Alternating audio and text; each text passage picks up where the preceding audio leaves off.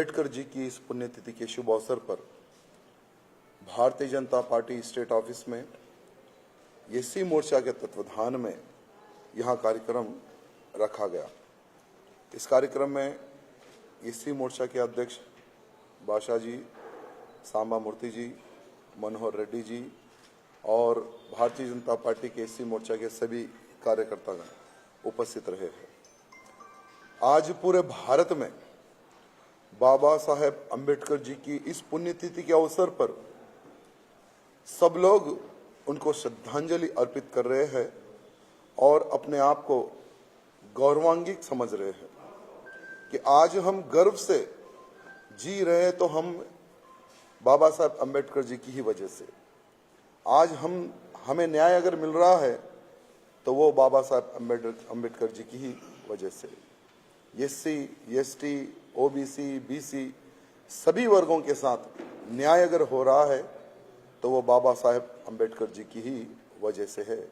तो सभी लोग आज उनको नमन कर रहे हैं और उनको आज याद कर रहे हैं। मैं बाबा साहेब अंबेडकर जी को प्रणाम करता हूं, धन्यवाद प्रकट करता हूं और मेरी श्रद्धांजलि उनको अर्पित करता हूं। साथ ही साथ आज हम लोग देख रहे हैं तेलंगाना में रावण राज का अंत हुआ। तेलंगाना में रावणों का राज था और ये रावण कौन था? केसीआर और उसका परिवार।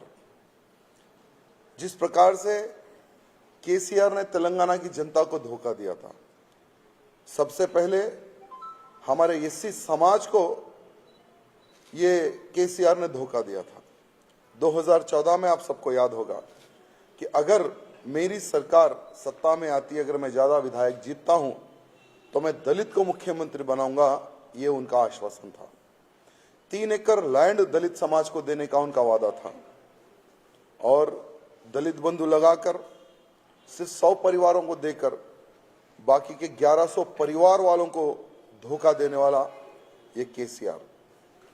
कभी भी केसीआर ने बाबा साहेब अंबेडकर जी की पुण्यतिथि पर श्रद्धांजलि अर्पित नहीं की, कभी कोई कार्यक्रम नहीं किया। विधानसभा में खड़े होकर यही केसीआर ने कहा था कि हम बाबा साहेब अंबेडकर जी की भव्य प्रतिमा टैंक बंड पे बिठाएंगे। जबान देकर पलटने वाला केसीआर, लेकिन भारतीय जनता पार्टी ने हर बार जो किए सो वादे को याद दिलाकर केसीआर को मजबूर किया बाबा साहेब अंबेडकर जी की प्रतिमा टैंक बंड पर बनाने के लिए। आज वहां पर प्रतिमा बनी है तो वो केसीआर की वजह से नहीं, भारतीय जनता पार्टी के संघर्ष की वजह से है।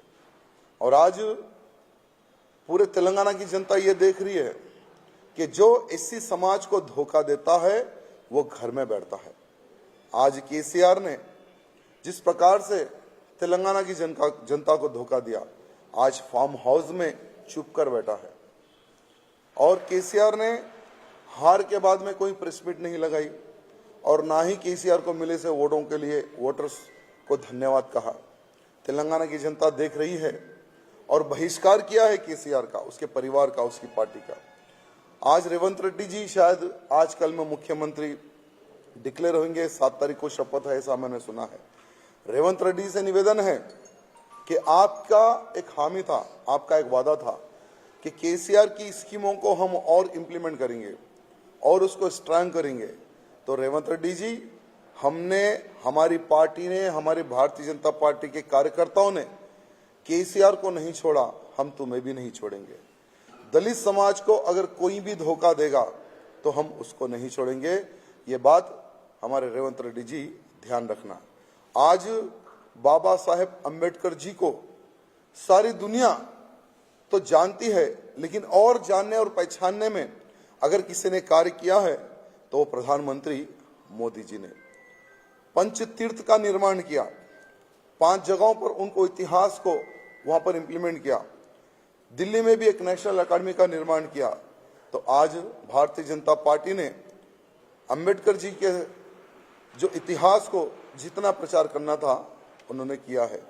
और एक तरफ कांग्रेस, जिन्होंने कभी भी बाबा साहेब अंबेडकर जी को मान सम्मान नहीं दिया, ये जनता जानती है, समझती है।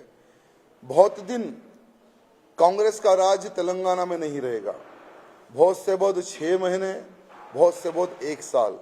उसके बाद में जिस प्रकार से कर्नाटक में कांग्रेस का असली चेहरा कर्नाटक की जनता ने जाना है, उसी प्रकार से तेलंगाना की भी जनता जान लेगी कि ये जो इनका मैनिफेस्टो था, जो 6 इनके वादे थे, ये झूठे हैं और इनके वादों में हम लोग ट्रैप हो गए।